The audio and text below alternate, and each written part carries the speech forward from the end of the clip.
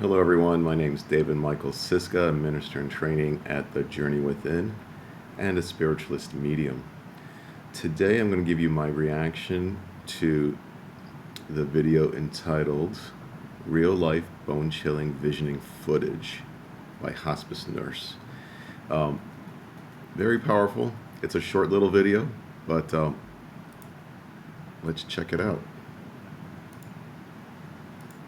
Here is a real life video of someone having deathbed visions. Before we talk about it, I want to show you the video. So here's the video. All right, so before it gets started, deathbed visions. We can best describe this as spiritualist as what's called a soul gathering. What Mavis Patillo often described to us as a soul's gathering, where basically your friends and family that have transitioned to spirit start to get close to you as they know it's time for you to transition. And basically what they're doing is they're offering a welcome to you, kind of like welcome home. So they tend to all gather really close, usually a few months before your transition or before the person's transition.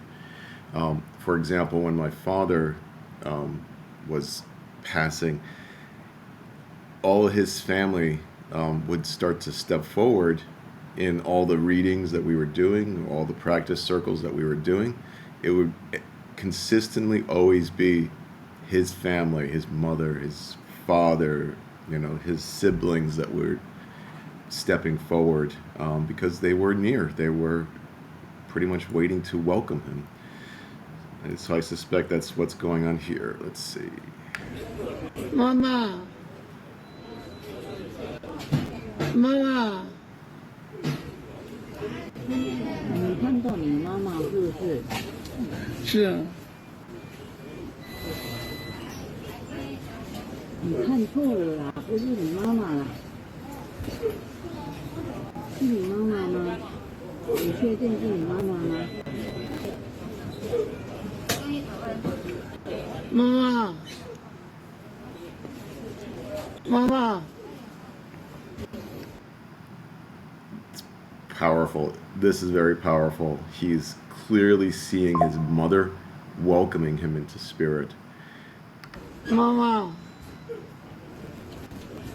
When I first saw that video, it almost brought me to tears because of how that elderly man, who they said was 94, the way his voice sounded so childlike when he said he was seeing his mother, like the way he was calling for his mom almost brought me to tears. I don't know how you guys felt, but that was so captivating to me. So in that video, there is a elderly man in the hospital who is seeing his mom and calling for his mom. It's his daughter who is saying, "Did you say you saw your mom? We don't see your mom." And then he keeps pointing and saying, "Mom, mom, mom." And then at the end, he waves and smiles. Now that is a perfect example of end-of-life visioning, because people see these visions at the very, very last days of their life, but really it usually happens about a month before someone dies. And as you can see in that video, he is fully alert. Now I can't say for sure if he's oriented because I'm not there and asking him questions to make sure he's oriented, but he is alert. He's alert, he's fully seeming functioning, and he is seeing his mom who no one else is seeing. Yeah, he's very clearly, in the present moment and seeing his mother. There's no doubt about that. From my experience as a hospice nurse who has witnessed people seeing deathbed visions, this is exactly how it happens. So the person is usually certain they're seeing them, very comforted by it, and alert and oriented when they're experiencing it. I know that many of my followers are going through a lot, whether All right, so that's a paid segment. Let's cut to here. this is and why it's happening. So visioning. Visioning is an end-of-life phenomena that happens to at least, probably more, but at least about 60% of all people worldwide. So it happens across cultures, across nations, doesn't just happen in one area. This is a deathbed phenomena that happens across the world.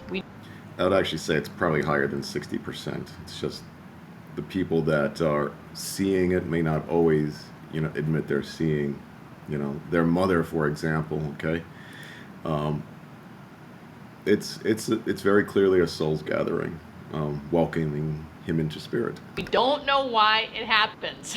I hate to say this to you, we don't know why it happens. There are theories, of course. People talk about DMT being released or oxygen being low, or medications causing this. Those are theories. Those are not proven, and we don't know why it happens. The reason why I talk about it all the time is because it happens so often. I want to normalize the fact that this happens so people talk about it more. The more people know that it's normal, the less they'll fear talking about it. What can visioning be? So visioning is always comforting. So people will be seeing people that bring them comfort. Even if they don't know who they are, they will still say, I feel comforted by them, or at least, no, they don't scare me. They feel comforting. Sometimes visioning will be of deities. So if you have a certain religious belief, people will see Jesus, people will see God, people will see Buddha, people will see certain angels sometimes. It just depends on the person's beliefs and for what they see. Sometimes people will hear music, see certain scenes. They'll say, oh, it looks so beautiful, whatever it is. They're seeing something that we don't see. The point of visioning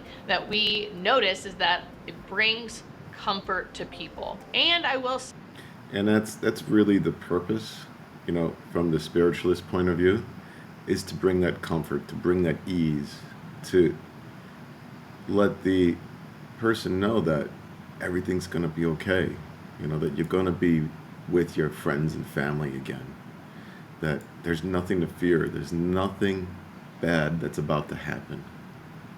I know what it looks like when someone has delirium, when someone has ICU psychosis, when someone is being affected because of low oxygen or because of medications. I have seen what that looks like in patients. Visioning, from what I've experienced, is not that. It's usually very clear, very comforting. It looks different. Just like this video. This man, you can tell, is excited that he is seeing something that we cannot see, his mother. You can see the comfort it's bringing him. You can see how excited and how almost little boyish he is for seeing his mother again. It's like that. This is a perfect video to show you what visioning is like. Let's watch it again. 你看到你妈妈是不是？是你看错了啦，不是你妈妈啦，是你妈妈吗？你确定是你妈妈吗？妈妈，妈妈，妈妈。 I just want to show that one more time so you could hear his voice change and see how bright and light his face looks when he is clearly seeing something. And they even pan the camera to where he's looking, where we clearly see nothing. But you can visibly see the change in him when he sees his mom. And I think that's a really clear distinction of what visioning is like, because that's the stuff that I witness at my job, is people acting like this man is acting when they see who they are seeing. And those are the things that bring me great comfort. Again, we don't know what it is. I don't claim to know what's going on, but I do see how it brings comfort to the person who's witnessing it, and to the loved ones around them, knowing that their loved one is being comforted at the end of life. There are other deathbed phenomena that I talk about. I have a whole chapter in my book, chapter 6, actually called Deathbed Phenomena. I can briefly talk about them, and I can get into them later in more detail if you'd like. The number one phenomenon we see is terminal lucidity. The nickname for that is the rally or the surge. That's when people have a burst of energy right before they die. So they look like they're going downhill, like they're going to die, and then suddenly, boom, burst of energy. They have a really good couple days. Their personality comes back. They're hungry. They could be walking, talking, seeming like they've almost gotten better, and then they die suddenly afterwards. So if someone gets better and then doesn't die, that's not terminal lucidity. Terminal lucidity is down, up, and then they die shortly after. I talk about that a lot, and it's good to educate people that happens so they're not shocked when the person does die. We don't know why it happens, but it happens in about 1/3 of all of our patients. The other ones are the death stare, the death reach, Those two things go along a lot with visioning. It's where people will stare to the corner of the room and not lose their stare, right? And sometimes they'll be talking, sometimes they'll reach their arms up. That's the death reach, where they're Yeah, it's clearly, these people being greeted by spirit and the spirit world. Um, they're seeing friends, family. They may even be seeing parts of the spirit world materializing. So ultimately, I believe this is, a very beautiful phenomenon, very, very comforting, and she states that she doesn't know what it is, but through my experience and what we've been taught and what I've seen and what I've experienced, personally, that this is exactly what's going on here. This is a souls gathering, welcoming this person into spirit. like reaching and saying mom, or saying someone's name, or just smiling and reaching up. That's the death reach. The last phenomena has a lot to do with timing. People will choose when they die. They'll wait until everyone is in the room, and then they'll finally take their last breath. They'll wait for the distant cousin to come into town, and then they'll finally let go. Or they'll wait till everyone leaves the room, which really upsets families sometimes, thinking, they died alone. But a lot of times it seems that people want to die alone. They will wait until everyone leaves, and then they'll finally let go. And then I've also seen people literally choose when they're going to die. They want to make it until their daughter's wedding. They get to their daughter's wedding. A couple days later, they die. These are That's very true. We do have a bit of free will, a bit of influence on that. That if we want to see a major life event, and we know that the transition's near, that we can set our intentions to, realize and to, for example, attend that wedding or birthday party, whatever that might be. So absolutely true. Beautiful video. Really inspiring, specifically, that it came from this hospice nurse. I think I'm going to be checking out more of her videos and sharing my commentary as well. If there's any other videos that you'd like me to comment on, feel free to put them in the comments, and remember to like and share. Thank you, everyone, and I'll see you at the next event. Take care.